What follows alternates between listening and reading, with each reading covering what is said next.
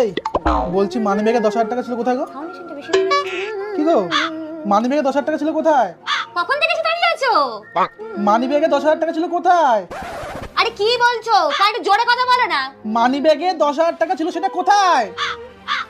বোবা হয়ে গেলে নাকি? বলছি এই মানি ব্যাগে 10,000 টাকা ছিল, 10,000 টাকা ছিল কোথায়? দামসারাস খেলছি শুনতেই পাচ্ছি না।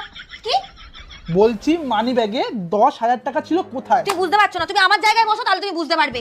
বসো বসো বসো, তুমি এখানটা বসো। বসেছো? ঠিক আছে।